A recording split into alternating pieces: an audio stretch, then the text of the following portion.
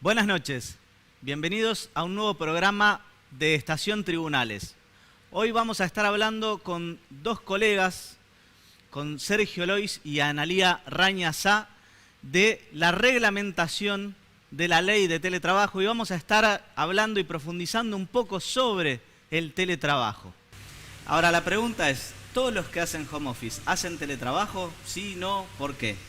Sí, en realidad, básicamente el teletrabajo es trabajo a distancia en un establecimiento distinto al establecimiento principal propio del empleador, que es un fenómeno que en realidad se viene desarrollando hace muchísimos años, ya de la década del 70, con Jack Niles, que hablaba acerca del desarrollo de este teletrabajo, este trabajo distinto al establecimiento principal propio del empleador, que puede desarrollarse en la casa del trabajador, del teletrabajador, o puede desarrollarse en un establecimiento dedicado a teletrabajo distinto al establecimiento principal del empleador.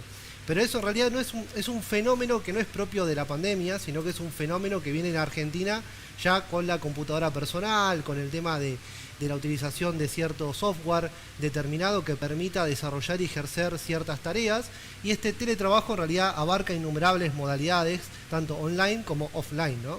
Entonces el teletrabajo se fue introduciendo en la década del 70, si hablamos de un punto de vista histórico, sí, como una especie de salida a lo que sería la crisis propia del petróleo de la década del 70. Ajá. Y entonces ciertos pensadores como Jack Niles ya veían que el teletrabajo de alguna forma permitiría la fragmentación o la descentralización propia de los gastos de los empresarios.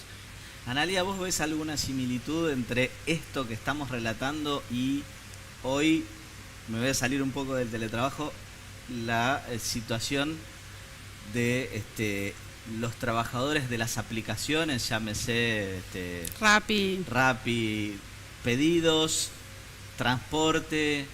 Sí, absolutamente. De hecho, también creo, y esto es una opinión mía personal, que estamos como en camino hacia un trabajo autónomo a futuro, muy fuerte, que se está dando con todas estas situaciones, lo que no me parece tan bueno, porque me parece que ahí se van a perder muchísimos de los derechos laborales que tanto nos costó también en su momento ganarnos, como sociedad hablo, pero me parece que, bueno, también lo que él estaba bien señalando históricamente sucede incluso hoy en día, porque no nos olvidemos que la ley de teletrabajo aún no entró en vigencia, con lo cual estamos realmente sin una ley de teletrabajo en vigencia. Hace unos días se reglamentó esta ley y tampoco dijo a partir de cuándo va a entrar en vigencia, que estábamos todos como a la expectativa de cuándo iba a ser la fecha en que iba a entrar en vigencia. La ley dice a partir de los 90 días de finalizado el ASPO que fue finalizado el 6 de noviembre y se transformó en DISPO, y la realidad es que ahí nos empezamos todos los profesionales, todos los que estamos relacionados al tema, a preguntarnos efectivamente a partir de cuándo iba a entrar en vigencia esta ley, y la realidad es que el mismo decreto le da la palabra al Ministerio de Trabajo y estamos a la espera de una resolución del mismo Ministerio de Trabajo que diga a partir de cuándo va a entrar en vigencia. Las cuestiones que se plantean son, por un lado, bueno, la jornada, ¿sí? ¿Cómo se define la jornada del teletrabajador? Sí, exactamente. Sí, la jornada en realidad, bueno, tenemos que ir al principio, ¿no? Esta es una ley que es la 27.555 que se introduce directamente a la ley de contrato de trabajo. Esto es algo bueno aclararlo porque siempre surge la duda de para quiénes va a estar aplicada. Entonces, principalmente va a ser para el ámbito privado. Todos los que entran encuadrándose en la ley de contrato de trabajo van a estar contemplados por este artículo 102 bis, que es la ley de teletrabajo. Y a su vez está contemplada en la ley 11.544, que es la ley de jornada laboral.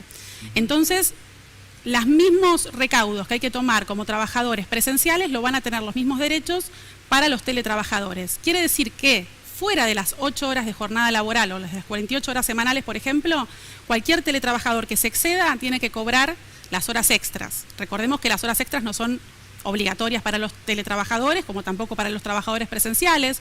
La normativa habla de este principio de igualdad, ¿no? Además, una limitación a la cantidad de horas extras que se pueden hacer. Exactamente, y además la misma normativa dice que justamente este principio de igualdad tiene que ser no solamente para la jornada de los teletrabajadores con los trabajadores presenciales, sino que además tienen que tener las mismas capacitaciones que los trabajadores presenciales, es decir, los mismos derechos. No tienen que haber ninguna situación que haga sentir a un teletrabajador que optó por teletrabajar desde su domicilio, por ejemplo, sentir ningún tipo de discriminación por trabajar desde su domicilio. Tienen que estar absolutamente informados de todas las cuestiones de la empresa.